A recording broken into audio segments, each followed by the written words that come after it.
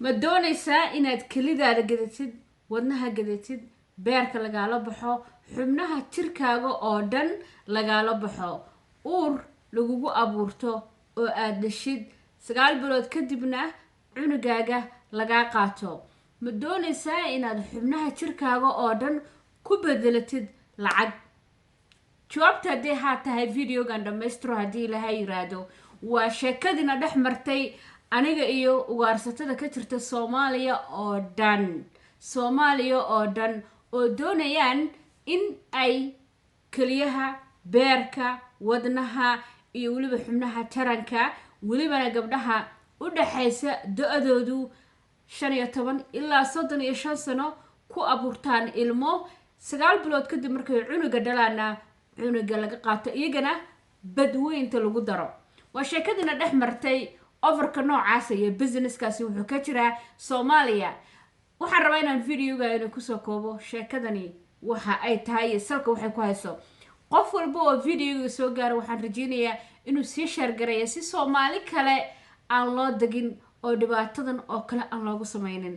videogan dhammaystiro, sina share garee, sina gaarsii walaalaha kale si aan uga digno dadka doonaya inay xubnaha jirka gataan, gabdhaheena iyo wiilasheena yararna ay ka ganacsadaan. hadda bilaabanaysaa. ma doonaysaa inaad kelidaada gadatid, wadnaha gadatid, beerka lagaala baxo, xubnaha jirkaaga oo dhan lagaala baxo, uur lagugu abuurto oo aad dhashid 9 bilood kadibna cunugaaga lagaa qaato? ma doonaysaa inaad xubnaha jirkaaga oo dhan ku bedelatid lacag? jawaabta haddii haa tahay videogan dhammaystiro haddii ilaahay yiraahdo. waa sheekadiina dhex martay aniga iyo ugaarsatada ka jirta Soomaaliya oo dhan oo doonayaan in ay kaliyaha, beerka, wadnaha iyo weliba xubnaha taranka, welibana gabdhaha u dhaxaysa da-doodu 15 ilaa 35 sano ku abuurtaan ilmo 9 bilood kadib markay cunuga dhalaana cunuga laga qaato, iyagana badweynta lagu daro. waa sheekadiina dhex martay overka noocaas iyo businesskaasi wuxuu ka jiraa Soomaaliya. waxaan rabaa inaan videoga inaan kusoo koobo sheekadani waxa ay tahay salka waxay ku hayso. qof walba oo videoga soo gaaro waxaan rajeynayaa inuu sii share gareeyo si Soomaali kale aan loo dagin oo dhibaatadan oo kale aan loogu samaynin. videogan dhammaystiro, sina share garee, sina gaarsii walaalaha kale si aan uga digno dadka doonaya inay xubnaha jirka gataan, gabdhaheena iyo wiilasheena yararna ay ka ganacsadaan. hadda bilaabanaysaa.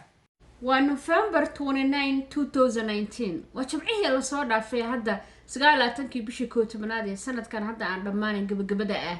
subax hore aroor ayay ahayd, subax jimco ah. salaada subax ayaan usoo kacay waqti hore. anigoo isku diyaarinaya salaadii waxaa aad ii wareeriyay telephone layga soo wacayo Snapchat call ayaa laygu soo wacay. muddo 20 jeer ayuu qofkii kusoo ceshay. mar walba aan ku damiyo ama aan ka qaban buu kusoo celinayaa. fartiin ayaan u qoray markuu qofkii telefoonka joojin waayo. waxaan ku eray ama cod ii dhaaf ama fartiin ii soo qor, hadhow baan kugu soo celinayaa, waxaan ahay mashquul. daqiiqad kama soo waraagin markuu uu qofkii ii soo qoray qoraalka halkan inay ka muuqda. waana sida uu qoraalkiisa ku bilaabay. السلام عليكم ورحمة الله وبركاته. واكو سلامينا ولا شيء. waxaa tahay gabar firfircoon, dad badanna ay ku xiran yihiin. runtii waxaa tahay qof wax badan qaban kartaa, bulshadana waxyaabo badan u gudbin kartaa. waxaan kuu haynaa fursad ganacsi oo aad iyo aad u fiican aad ku samayn kartid lacag badan adoo gurigaaga jooga. waxaanu kaa rabnaa maadaama dad badan ay kugu xiran yihiin in aad fursadahan ka faa'iideysatid. waxaanu deegaamo iyo xurumo ku leenahay Afrika, qaasatan Soomaaliya. waxaanu doonaynaa inaan kugu casino ganacsigan. fursadana adiga ayaan ku garanay. walaashayna la soo xiriir halkan fartiin noogu soo dhaaf. inta aynu iska baranaynana qoraalkeena ama fariimaha ina dhexmara qofna hala wadaagin. waa qoraalka ay ii soo qortay gabar ayay ahayd.